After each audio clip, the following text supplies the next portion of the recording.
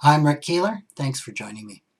The financial services field is probably one of the most regulated in the United States. I'm told that our regulations are as complex as those in the medical field. Now, this makes sense. Our health and our money are two really important pillars of well-being.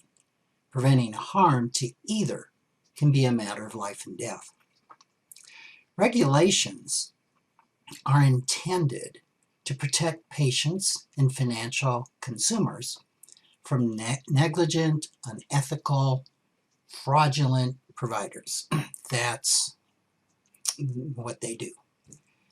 And while they do offer some protection, they certainly are not completely effective. An internet search for financial fraud will give you a horrifying number of cases. Remember Bernie Madoff, who pled guilty in 2009 to scamming his clients out of $65 billion?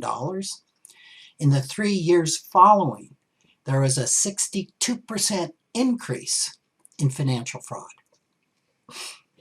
The cost of preventing fraud is really significant to financial companies. According to LexisNexis Risk Solutions 2020 survey, the cost of fraud pre-COVID amongst U.S. financial services and lending firms rose just about 13% over the previous period's reporting, which covered the first halves of 2018 and 2019 respectively.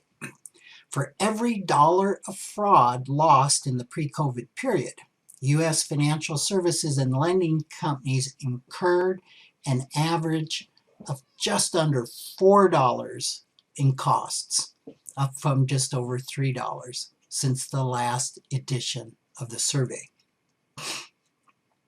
Now that's kind of stunning. It's not unusual for regulations to result in reducing services to clients. For example, my firm used to help clients with managing and trading their employer 401k plans. This required us to have the passwords to their accounts. About a decade ago, the SEC decided we could not have client passwords in our possession. It violated the rules meant to protect against financial advisors absconding with their clients' money.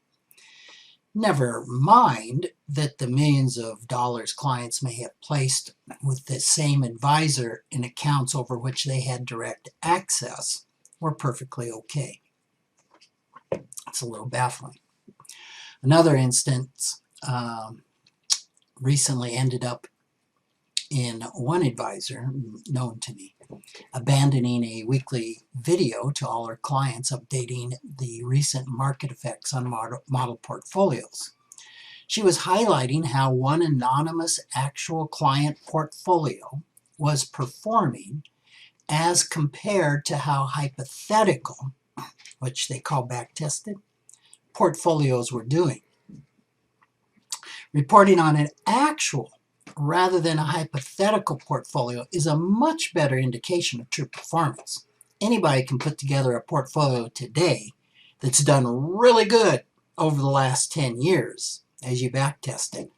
But to say, the model portfolio I'm putting you in today, look how good it's done, is just a little disingenuous if the advisor hasn't had the person in that same exact portfolio for 10 years, which is almost never the case.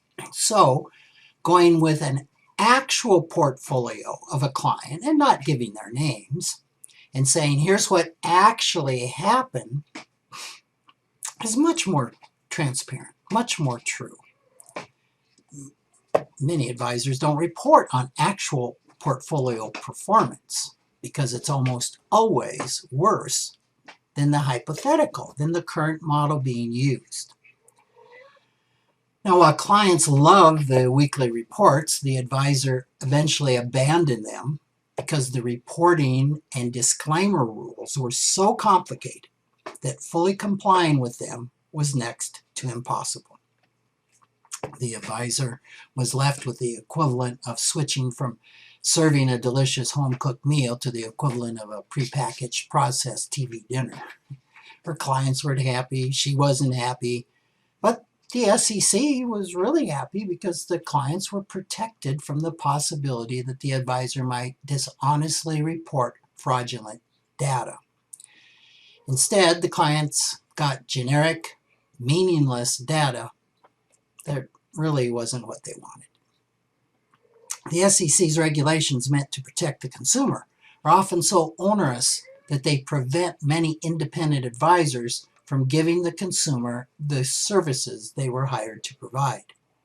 Certainly, it would serve our elected officials to stop and consider unintended consequences before passing even more regulations. But I guess that can be rather difficult since those consequences are often not known until well after the legislation is enacted.